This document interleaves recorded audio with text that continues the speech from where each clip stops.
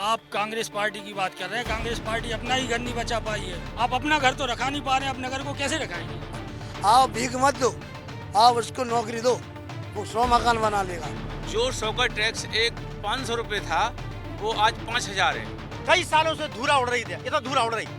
और आप देखिए कि जनता मास्क लगाकर निकलती है। उनने जो उनसे काम करे हैं, जो भाव है, बासा तो भाजपा ही परेशान है कि हम लोगों के विकास पर और सभी को समता स्वतंत्रता बंधुत्व के आधार पर इस समाज की रचना करना है, उसी आधार पर हम लोग काम करते हैं। नगर पालिका के तहत जो भी सुविधाएं मिलनी चाहिए मैं वो सब दिलाने की कोशिश करूंगी।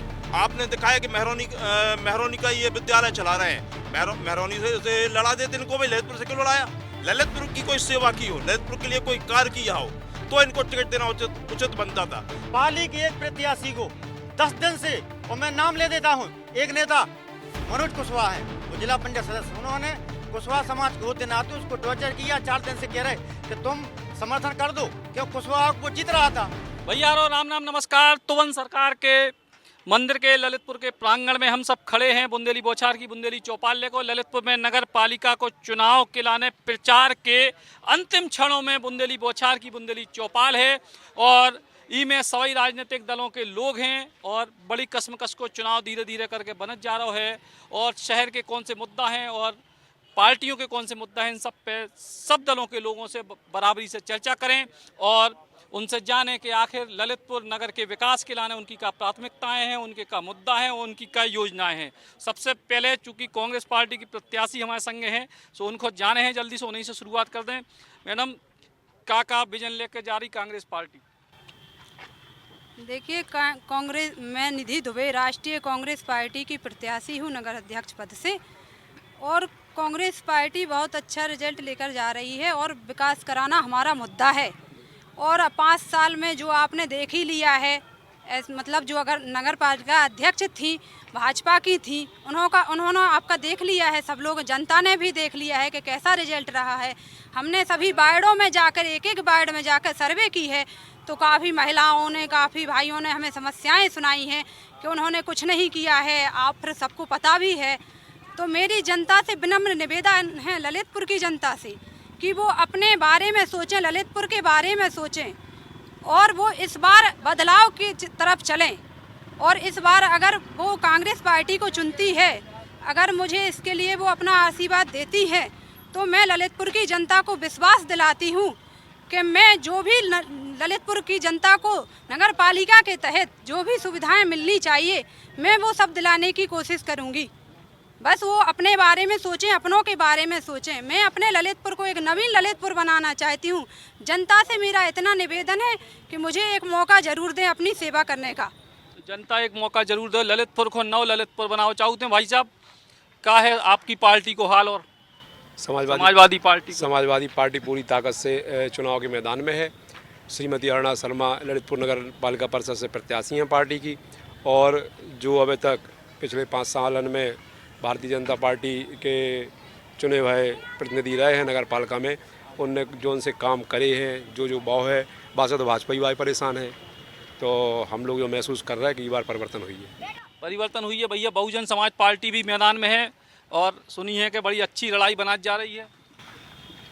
देखिए, बहुजन समाज पार्टी हमेशा विकास पर विश्वास रखती है और जो दंश झेल रही है पिछले सालों से ललितपुर की जनता, तो बहुजन समाज पार्टी और हमारे प्रत्याशी महोदय हैं, हमारा उद्देश्य है कि इस विकास को, इस ललितपुर को बहुत ही सुंदर ललितपुर बनाया जाए, विकास किया जाए। जो बुनियादी समस्याएं हैं ललितपुर की उनको पूर्ण किया जाए ताकि बुंदेलखंड में ललितपुर का नाम स्वच्छता के मामले में, विकास के मामले में लिया जाए। हमारी मुखिया का भी आदेश रहता है कि हम लोगों के विकास पर और सभी को समता स्वतंत्रता बंधुत्व के आधार पर इस समाज की रचना करना है, उसी आधार पर हम लोग काम करते हैं। तो बहुजन समाज पार्टी की भी अपनी ताकत है। अब तीनों विपक्षी दलों का जो है सत्ता पक्ष की बात करें, भाई साहब, ललितपुर में शुरुआत में कही जा रही थी कि मामला एक तरफा है, वोटिंग अब 2 दिन बाद हो गई, अभी भी मामला एक तरफा आपकी नज़र में है का? कल हमारा एक बृहत जनसंपर्क हुआ है जिसमें पूरे ललितपुर की जनता ने देखा है। ऐसा जनसंपर्क अभी तक की ललितपुर के इतिहास में कभी नहीं हुआ। उसका कारण है कि भाजपा ने जिसको प्रत्याशी बनाया है वो 40 सालों से भाजपा की सेवा कर रहा है। सन 1991 में जिला अध्यक्ष रहे युवा मोर्चा के, विभिन्न विभिन्न पदों पर रहकर उन्होंने जनता की सेवा की। आज वो सरस्वती शिशु मंदिर मेहरौनी में बहुत अच्छा संचालन कर रहे हैं। अभी के रिजल्ट में 12th के रिजल्ट में 10 बच्चे, पाँच बच्चे ऑल यूपी की मेरिट लिस्ट में आए हैं और 10 बच्चे झांसी मंडल की मेरिट लिस्ट में आए हैं। तो जैसा कि उन्होंने अपना संचालन दिया है ऐसे ही नगर पालिका में अपना संचालन करेंगे। वो बहुत ईमानदार व्यक्ति हैं, संपन्न हैं और उन्होंने हमेशा गरीबों की मदद की है और ऐसा प्रत्याशी ललितपुर के इतिहास में नगर पालिका में कभी नहीं मिला है। और हम चाहते हैं कि जनता, ललितपुर की जनता उन्हें आशीर्वाद दे। और चूँकि जैसा कि विपक्षी दलों का आरोप है कि पूर्व की जो चेयरमैन हैं उनका कारण रहा है क्योंकि हमारे मेंबर नहीं थे, बहुमत में ना होने के कारण बहुत सारे प्रस्ताव लंबित रहे और 2 साल कोरोना का काल भी रहा, उसमें भी बजट का अभाव रहा, इसलिए विकास नहीं हो पाया। उनकी गलती नहीं है क्योंकि मेन कारण होता है कि आपको जो भी प्रस्ताव पास कराना है आपका बहुमत होना चाहिए। इसीलिए मैं चाहता हूं कि 26 वार्डों से ज़्यादा लोग जीत के आएँ जिससे हमारा अध्यक्ष अच्छे से काम कर सके। हम विश्वास दिलाते हैं ललितपुर की जनता को कि उनके जो काम रुके हुए हैं पूरे इस 5 साल में पूर्ण करा के देंगे। और यही हमारी अपेक्षा है जनता से कि एक अच्छी प्रत्याशी हैं, अच्छी परिवार से प्रत्याशी हैं, लगातार जनता की सेवा विभिन्न माध्यमों से करते रहे हैं। इसलिए मैं तो सभी जनता से निवेदन करता हूं कि ऐसे प्रत्याशी को जिताएं जो 40 साल के इतिहास में कभी उनके परिवार पर किसी प्रकार का आरोप नहीं लगा है। और यही हमारी मनोकामना है कि बहुत बहुमत से जीत के आएँ। भाई साहब, व्यापारियों की जो तमाम सारी चीज़ें हैं, व्यापारी वर्ग एक प्रमुख वर्ग है ललितपुर में, व्यापारियों की का है इच्छा? जी, मैं व्यापार मंडल स्टेशन क्षेत्र का अध्यक्ष हूँ और बुंदेली धारा ने बुलाया, इसके लिए आपको बहुत बहुत धन्यवाद। व्यापारियों की समस्या है शॉकर टैक्स। जो शॉकर टैक्स एक 500 रुपये था वो आज 5000 है। तो इतनी महंगाई तो संभव नहीं है।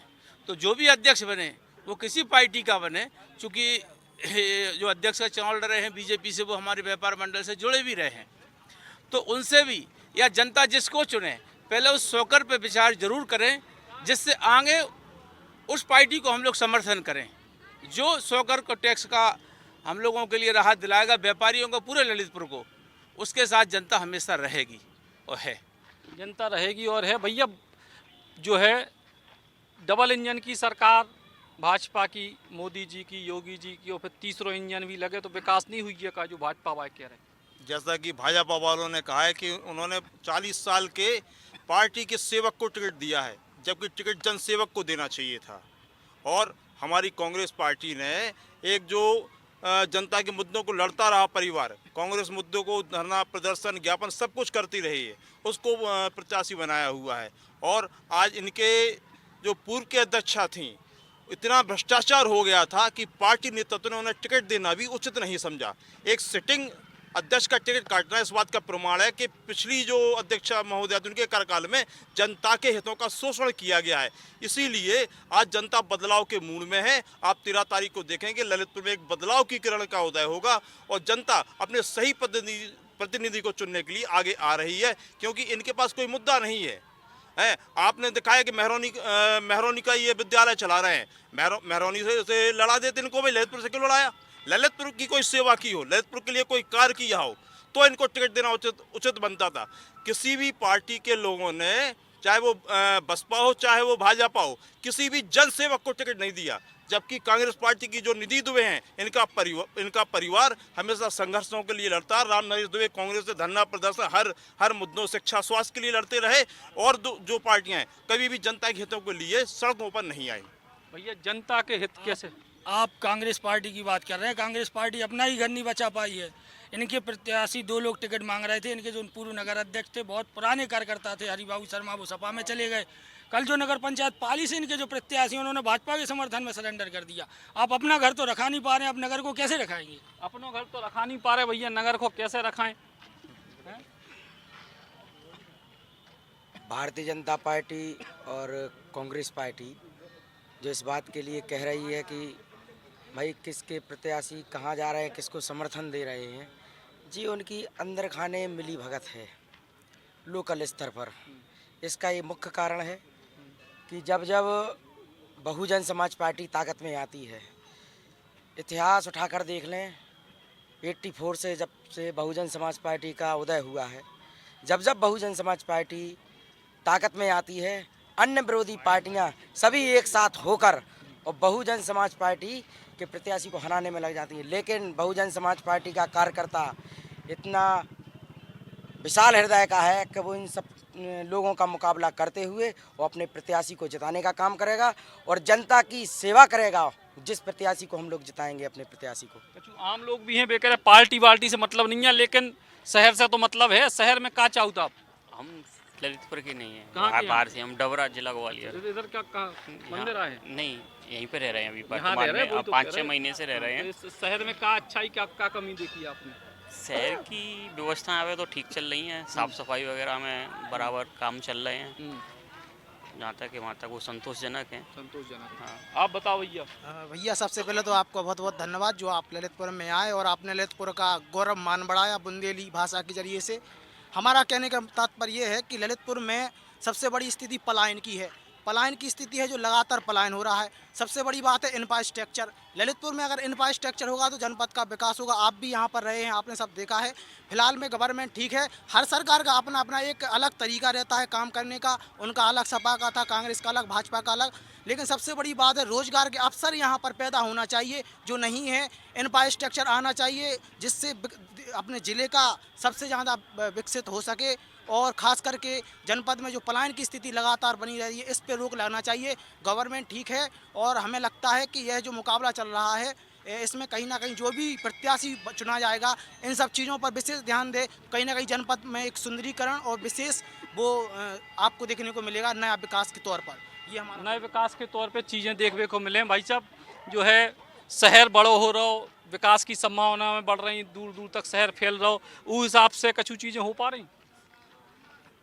विकास के नाम पर ललितपुर जीरो है। हमारे यहाँ नारा है कि बुंदेलखंड की धरती है, बुंदेलखंड की भर्ती हो। एक भी रोजगार नहीं मिल रहा है। बेरोजगारी के लिए आदमी गुजरात जा रहा है, बम्बई जा रहा है। क्या कारण है? जो सरकार कहती है कि हम राशन के नाम पे शासन हो रहा हो, आवास के नाम पे हो रहा हो, रोजगार का नहीं दे रही। हमारी युवा पीढ़ी को मुख्य कार्य है युवा जो बेरोजगार है उसके लिए रोजगार दो। आप बताओ क्या कर रहे हैं ललितपुर में?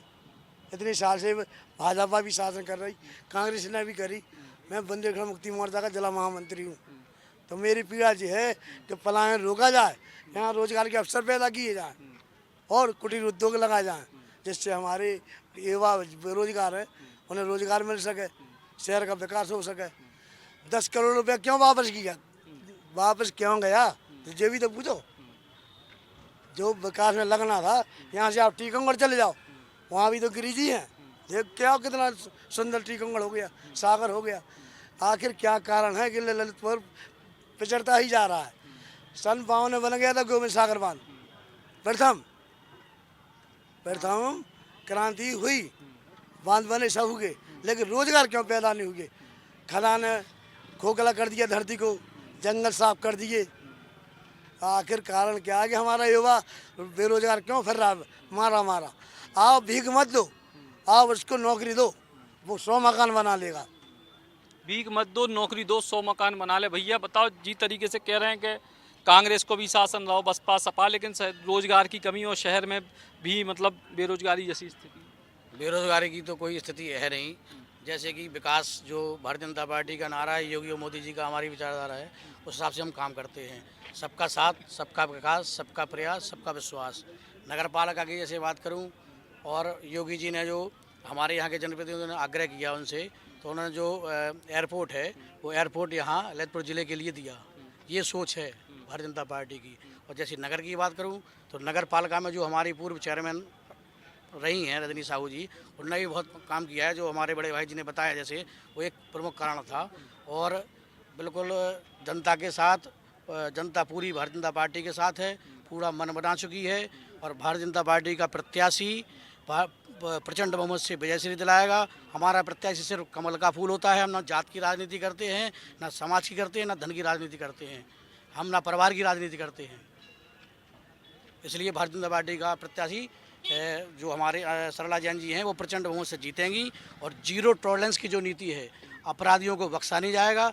जैसा कि आपको मालूम है, इसी तरह से नगर में भी अगर कोई अपराधी होगा तो उसको भी कोई बख्शा नहीं जाएगा, चाहे वो कितना बड़ा नाम हो, बख्शा नहीं जाएगा। चाहे कितना बड़ा नाम हो, बख्शा नहीं जाएगा। भैया जी तरीके से कह रहे हैं कि विकास की राजनीति कर रहे हैं, सुरक्षा की राजनीति हो रही है, तो ऐसे में और कांग्रेस पार्टी अपने ही घर को नहीं संभाल पा रही, तो ऐसे में कितने गुंजाइश दिखा रही कांग्रेस को? देखिए, विकास की जो ये लोग बात कर रहे हैं, ललितपुर में नगर पालिका का 5 साल से विकास कुंभकर्ण की नींद सोया हुआ है। अभी तक आप ललितपुर का आप खुद ही सर्वे कर लीजिए, ऐसी एक कोई सी सड़क नहीं है जो कंप्लीट बनी हुई। गड्ढे पूरी सड़कों पे पड़े हुए हैं, हर मोहल्ले में नालियां चौक पड़ी हुई हैं, नालियों की व्यवस्था नहीं है, सफाई नगर पालिका करवा नहीं पा रही है, जगह जगह कचरा पड़ा हुआ है। हमारा एक स्टेशन के उस तरफ का हिस्सा पड़ता है नेहरू नगर, जिसमें विगत करीब ये मान लीजिए 25 से 30 हज़ार की समथिंग की वोटिंग वहाँ लोग निवास करते हैं। वहाँ आपसे हमारा अनुरोध है कि आप यहाँ से वहाँ जान के देख लीजिए कि विगत 5 और 10 वर्षों से वहाँ पानी की कितनी समस्या होती है। एक एक हैंडपम्प पे 50-50, 100-100 लोग हम लोगों को कन्वेंसिंग में देखने को मिले। रात को हम लोग अगर 11 बजे भी कन्वेंसिंग के उस क्षेत्र में पहुँचे तो 100-100 लोग एक हैंडपम्प पर खड़े मिले। वो कहने उनकी जब हमने उनसे बात की तो जब रोना आ गया, उनके आंसू निकल आए हम लोगों के कि इस ललितपुर में हमारे लोग इस तरह ज़िंदगी जी रहे हैं। जो लोग ये विकास की जो बात करते हैं, इनकी करनी और कथनी में बहुत फर्क है और इन्होंने अभी तक कोई विकास नहीं किया। पिछले नगर पालिका के जो अध्यक्ष थे, किस तरह उनके भ्रष्टाचार का नंगा नाच पूरे ललितपुर ने सड़कों पर देखा। इनके पार्षद थे, इनके अध्यक्ष, किस तरह विवाद चलता रहा, कोई एक भी काम नगर पालिका का नहीं हुआ। और इन्होंने कहा कि इनके प्रत्याशी स्वच्छ प्रत्याशी को टिकट दी है। इनके प्रत्याशी पर भी कई आरोप लगे हुए हैं। इनके प्रत्याशी के 25 साल से आरोप लग रहे हैं। 25 साल पहले भी इनके प्रत्याशी का पेट्रोल पंप डीएम साहब ने गिराने का काम किया था।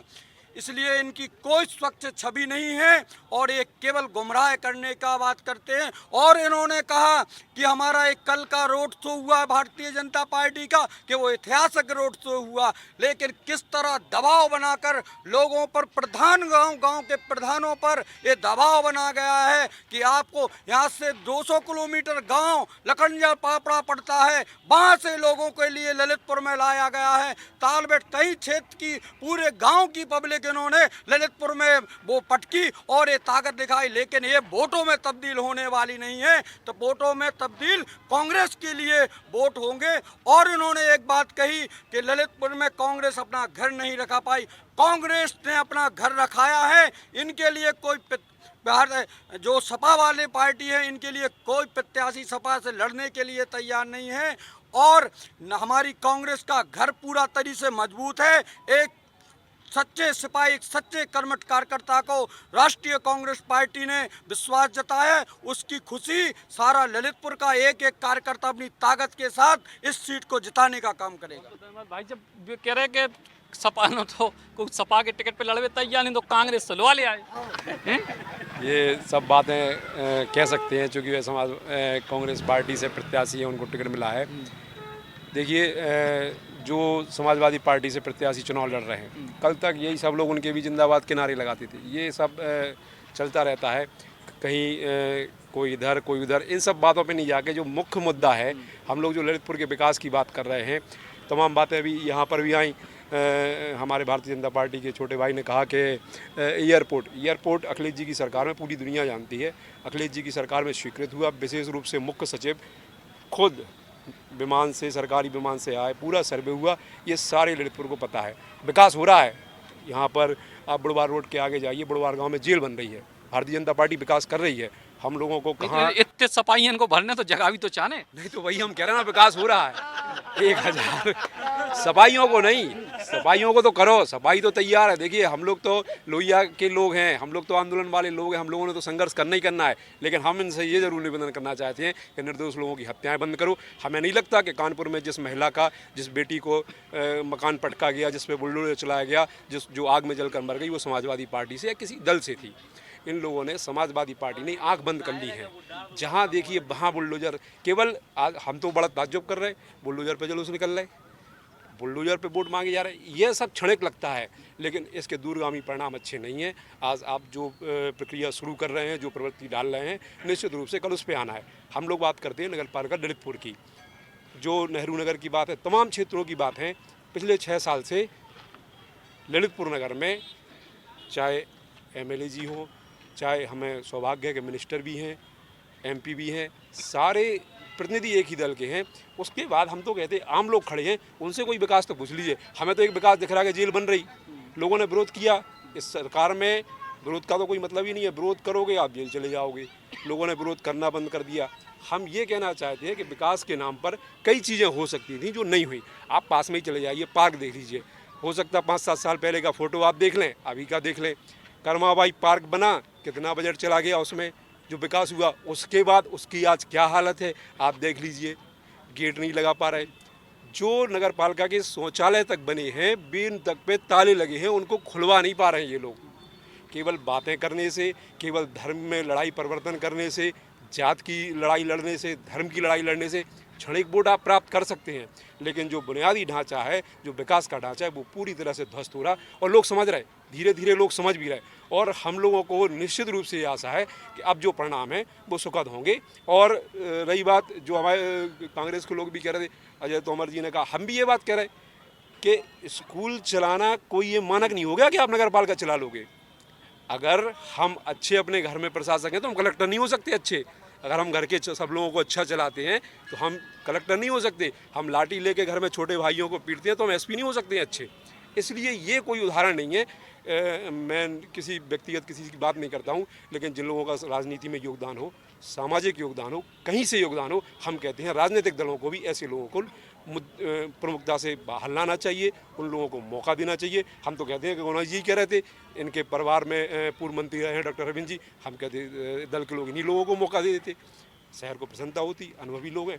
लेकिन पूरी तरीके से जो भ्रष्टाचार है, 0 टॉलरेंस की नीति की बात हो रही, पूरी तरह टिकट भ्रष्टाचार में मिल रही, आगे भ्रष्टाचार होना है।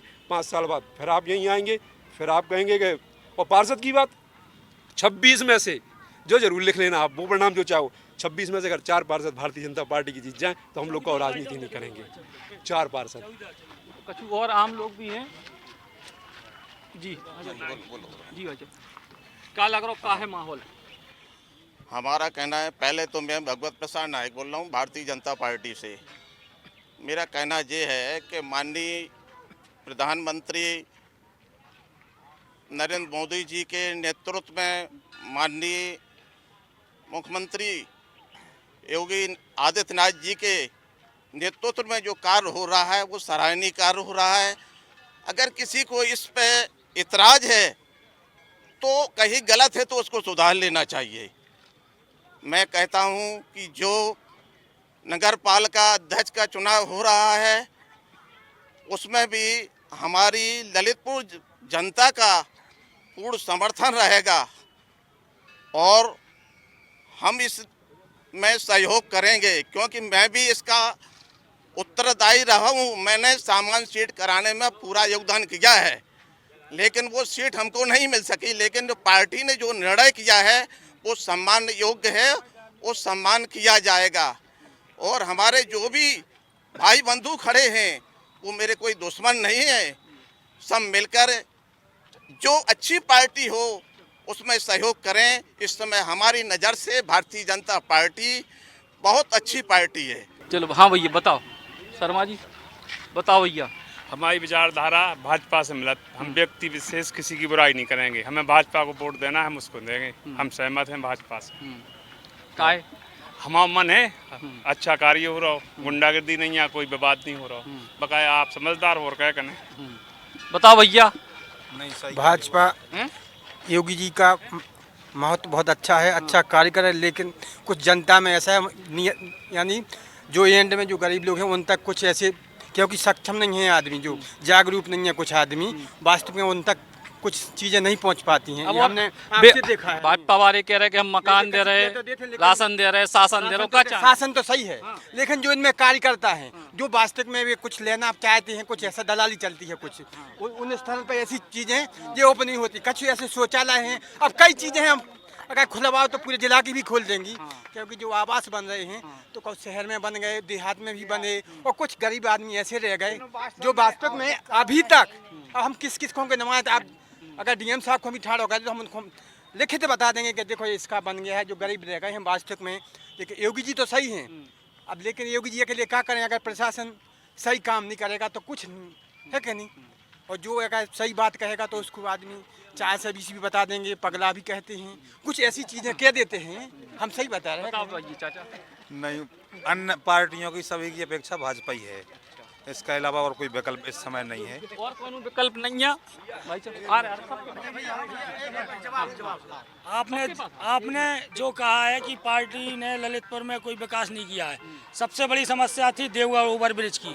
हमारी नगर पालिका अध्यक्ष जो पूर्व में थी वो वहीं की रहने वाली थी, उनके प्रयास से, माननीय सांसद जी महोदय के प्रयास से वहाँ ओवर ब्रिज बनाया गया। शहर में मेडिकल कॉलेज, सबसे ज़्यादा समस्या थी यहाँ स्वास्थ्य की, हमारी सरकार ने यहाँ मेडिकल कॉलेज मतलब उसको मंजूर किया, वो भी आ गया, प्रधानाचार्य जी भी आ गए हैं, जुलाई से यहाँ पर मेडिकल कॉलेज का काम जमीनी स्तर पर आ जाएगा। तीसरी बात सड़कों की, नगर में आप कहीं भी जाइए सड़कें बिल्कुल दुरुस्त हैं। हाँ, हो सकता है कहीं सड़कें छूट गई थी, वहाँ दोबारा काम लगा के अभी भी काम चल रहा है, सड़कों की व्यवस्था ओके है। पेयजल की व्यवस्था आप घर घर जाइए, नेहरू नगर में पेयजल की बहुत बड़ी समस्या थी, हमारी जो पूर्व नगर अध्यक्ष उन्होंने एक अलग से व्यवस्था करके वहाँ घर घर पेयजल पहुँचाने की व्यवस्था की है।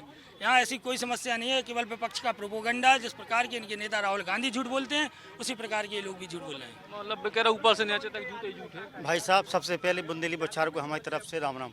मैं कांग्रेस पार्टी जिलाध्यक्ष हूँ, और मैं कांग्रेस पार्टी की ओर से कहना चाहता हूँ कि इतिहास में पहली बार ऐसी सरकार बनी उत्तर प्रदेश में कि जो प्रत्याशी इन्होंने चुनाव नहीं लड़वाने दे रही। हमारे प्रत्याशी ताल बैठ के नगर अध्यक्ष भी थे, उनने पर्चा भर दिया।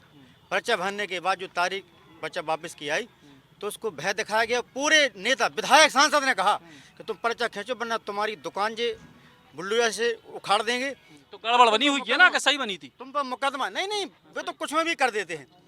आप देख लेना, इन्हें चौहल इन्होंने चुनाव से पहले चुनाव से इन्हें ऐसा माहौल बनाया कि लोग हमारे पक्ष में आए।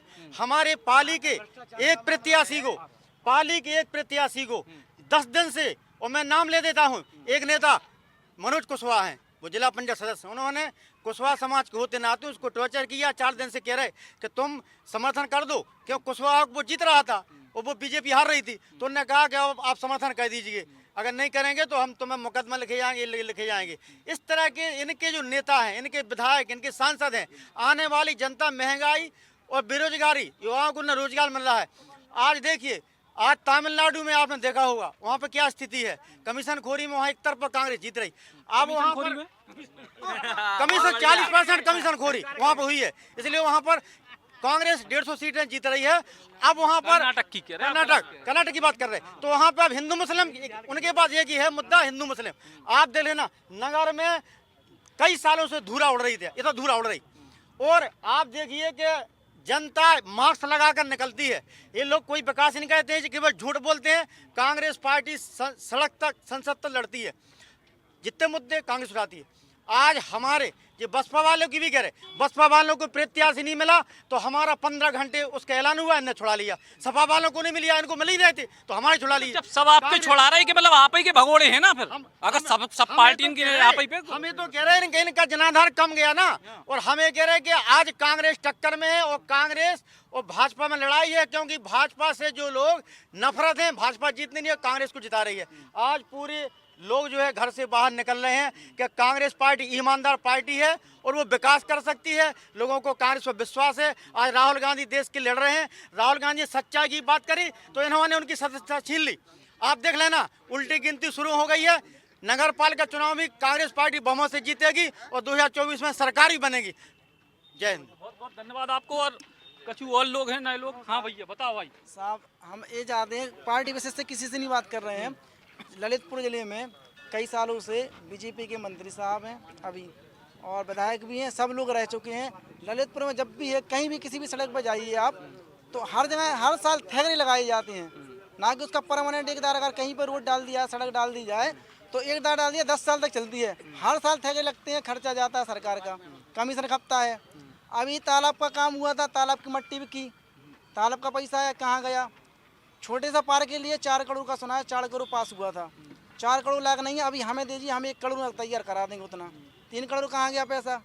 जब सब चीज़ ललितपुर में होते हुए भी किसी भी सरकार की हो, कोई भी हो, जब काम नहीं हो रहा तो क्या मतलब है वोट डालने का? और जैसे कि इतने साल हो चुके हैं सरकार को बने हुए, कई सरकारें आई हैं, कोई वैकेंसी निकलती है, आप कागज़ों में फॉर्मेलिटी करते हैं, एक फॉर्म का आपका 600 रुपये, 1000 रुपये, 1200 कितना भी लेते हैं, सब तरह से लाखों हज़ारों फॉर्म भरे जाते हैं। अगर जो फॉर्म भरे जाते हैं उतनी ही फॉर्म के पैसे अगर गवर्नमेंट किराया और किसी को सैलरी देगी तो उसमें से गवर्नमेंट का पैसा बचा रहेगा। वैकेंसी कहीं भरती नहीं है, क्या मतलब है? आधी बूढ़ हो चुके हैं, अभी 10 साल हो चुकी सरकार को, 10 साल से सभी को पता है, सभी गवर्नमेंट कॉलेजों में वैकेंसी खाली हैं, क्यों नहीं भरी जा रही हैं?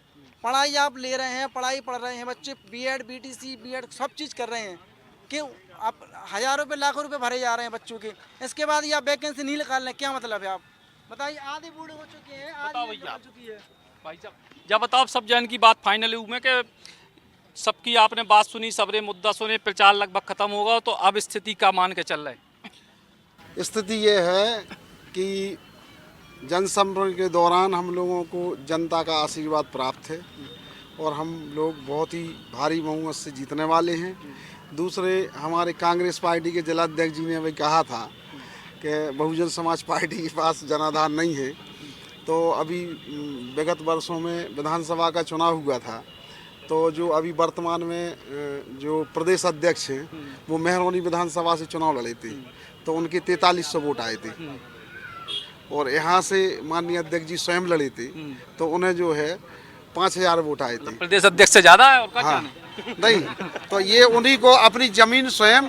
दूसरी बहुजन समाज पार्टी की बात है, बहुजन समाज पार्टी ने कैडर के पुराने वर्कर को चुनाव लड़ाया है, श्री राकेश कुशवाहा जी को, राकेश कुशवाहा जी की पत्नी को, क्रांति कुशवाहा जी को, जो कैडर का बहुजन समाज पार्टी का बहुत ही पुराना वर्कर है, एक समाज का बहुत ही समाज सेवक है और उसको जनता ने आशीर्वाद दिया है। 2 बार जो है वो अपनी समाज के, वो उनका विषय है, अध्यक्ष रहे हैं। दूसरी बात, अभी हमारे सभी दोस्तों ने कहा है, सही बात ये है कि वर्तमान में देश के अंदर और प्रदेश के अंदर जो राजनीतिक घटनाक्रम हो, जो सरकारें चल रही हैं, हमारा तो यही है, हमारी अगर बात सुनते हैं कि लोकतंत्र के हिसाब से चलना चाहिए, क्योंकि संवैधानिक व्यवस्था है देश में। अगर कोई अपराधी है, कोई है, तो आप जो है उसको सौंपिए न्यायालय को, न्यायालय अगर उसको दंड देता है तो जनता ताली बजाएगी। आप चूँकि पत्रकार बंधु हैं, आप जानते हैं, आप इस लोकतंत्र के चौथे स्तंभ हैं, और जिस देश के अंदर न्यायपालिका, विधायिका और जो है कार्यपालिका अगर शून्य हो जाए तो उस देश के अंदर जनता निर्णय लेती है, क्रांति होती है और जन क्रांति ललितपुर से शुरू होगी। आपको पता है कि अगर पेड़ सूखता है तो सबसे पहले पत्ते सूखते हैं, सबसे ऊपर की चीज़, ऊपर का मतलब नीचे की तरफ आ जाइए, तो ललितपुर सबसे लास्ट में है। यहाँ से इनकी शुरुआत हो चुकी है और ऐसे ही शुरुआत होगी।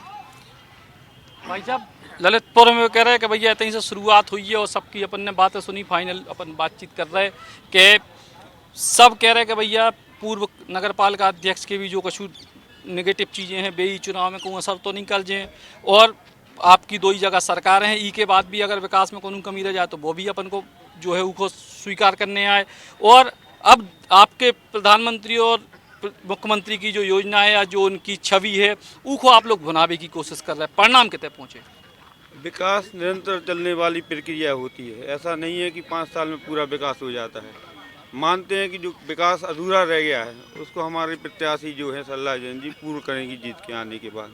जैसा कि विपक्षियों ने आरोप लगाया है कि नेहरू नगर में पानी की समस्या है, ये बात सही है कि वहाँ ज़मीन में भी पानी नहीं है, सैकड़ों बोर कराने के बाद ही पानी नहीं निकला। फिर उसके बाद हमारी सरकार ने, हमारे प्रतिनिधियों ने मिलकर 1 करोड़ रुपए की योजना बनाई, हर घर जल योजना। उसकी पाइपलाइन आपने देखा होगा, रोडों के किनारे सारी जगह पाइपलाइन डल गई, टंकी भी बन गई, पानी की जो भी व्यवस्था होती है उसका पानी सप्लाई करने की मशीनें वगैरह सब लग गई। केवल सप्लाई करने का ही टाइम है, जो नगर पालिका चुनाव के बाद अतिशीघ्र चालू कर दी जाएगी। और जैसा कि हमारे साथी खड़े थे, उन्होंने कहा कि रोजगार यहाँ नहीं मिला है, ऐसा नहीं है। नगर पालिका ललितपुर में 9000 मकान बने हैं। 9000 मकान कोई रेडीमेड बन के तो आए नहीं है, उनके लिए लेबर का काम लगा होगा। व्यापारियों को काम मिला है, सीमेंट फैक्ट्री में चली है, लोहे की फैक्ट्री चली है, टाइल्स की फैक्ट्री चली है, सारे लोगों को रोजगार तो मिला है। 9000 मकान के 2.5 लाख के हिसाब से आप जोड़ करोड़ रुपए होते हैं। वो पब्लिक मकान का जो कास्टिंग आती है उसका आधे से ज़्यादा खर्चा लेबर में जाता है। वो पैसा लेबर की जेब में ही तो गया है और उनकी परचेजिंग पावर बढ़ी है। आज सड़कों पे जाम लग रहा है, इसलिए लग रहा है कि गाड़ियाँ खरीद रहे हैं, लेबर क्लास भी गाड़ियों से जाने लगी है। विकास तो हुआ है ना। आप केवल रोजगार को नौकरी से, सरकारी नौकरी से नहीं जोड़ सकते हैं। शौचालय बने, वो बन के तो आए नहीं थे, यहीं की लेबर ने काम किया, उसमें भी रोजगार मिला। लाखों लोगों का रोजगार उत्तर प्रदेश का पूरे नगर में मिला है। रोजगार की बात झूठी है, वो तो सन आज़ादी के बाद से ही हमेशा ये नारा रहता है कि रोजगार नहीं है रोजगार। लेकिन हमारी सरकार ने हर घर को मकान दिया है और सारे युवाओं को, आदमियों को रोजगार भी दिया है। और वैकेंसी में शिक्षा विभाग में नौकरियां निकली हैं, ऐसा नहीं कह सकते आप बिल्कुल नहीं निकली हैं। हाँ, कमियां हमेशा रहती हैं, क्योंकि विकास निरंतर प्रक्रिया है, एक दिन में विकास होना नहीं है। आज हम रहेंगे, कल दूसरा रहेगा। विकास ही के नाम पे राजनीति चलती है देश में, उसी के आधार पे राजनीतिक दल रहते हैं कि विकास कराना है। ऐसा नहीं है कि विकास 5 साल कोई सरकार रहेगी, उसके बाद किसी दूसरी की सरकार आएगी, उसको विकास नहीं करना है। वो तो निरंतर प्रक्रिया है, करते रहेंगे। हमारी जो प्रत्याशी हैं सल्ला जैन जी, इनका परिवार सम्मानी परिवार है और ऐसा नहीं है कि वे अपनी सामाजिक दायरा नहीं है उनका, सारी समाजों में उनका दायरा है और हमेशा लोगों की मदद करते हैं। कल के जनसमूह ऐसा नहीं है कि पैसे की दम पर लाए, सारे वर्गों के लोग, आप अपना वीडियो उठा के देख लेंगे, सारे वर्गों के लोग थे उसमें, पूरी ललितपुर की जनता पट पड़ी थी।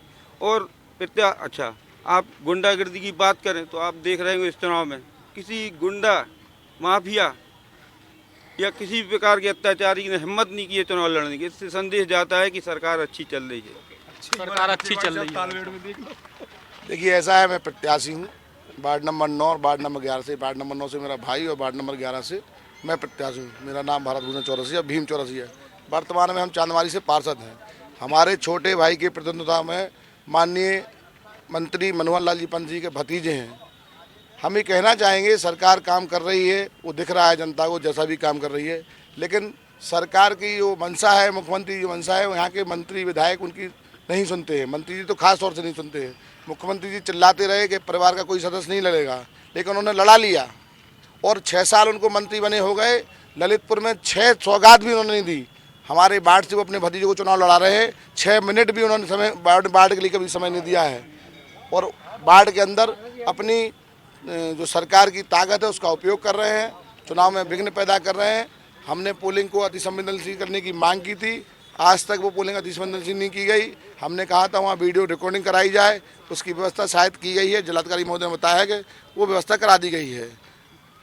भैया बस पानी आ रहा हो तेज अचानक से, बस 2 लोगों से जो लोग रह गए। जी भाई साहब, हमारे भाजपा के माननीय डॉक्टर साहब ने कहा है स्किल्ड और अनस्किल्ड लेबर में क्या फ़र्क होता है, इसके संबंध में शायद उनको जानकारी नहीं है।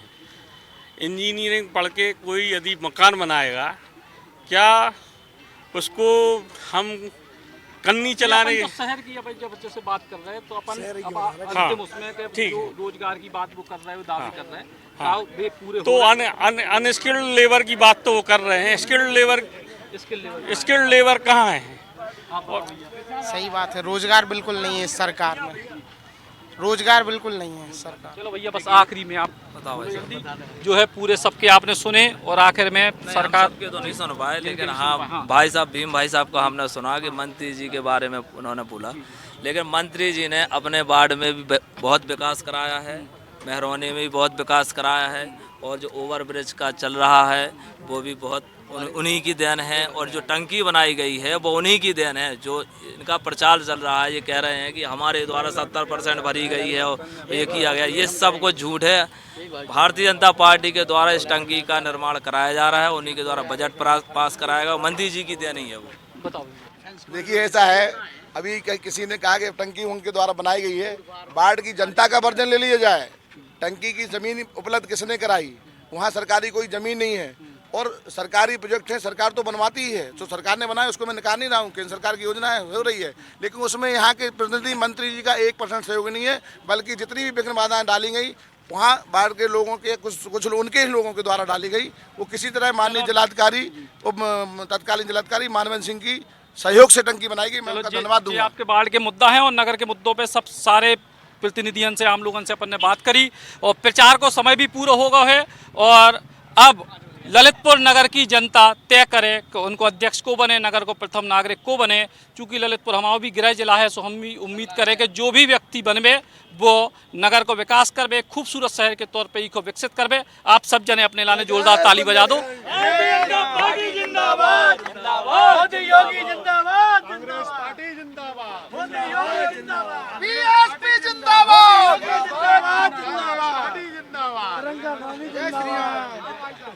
Eklavya University Damoh will guide you towards a bright future. 28 acres of lush green campus, largest campus of Bundelkhand, experienced and dedicated faculty. 50 future-ready courses taught in 12 different schools, separate courts and ground for sport, fully equipped lab and workshop, safe and fully equipped separate hostel for girls.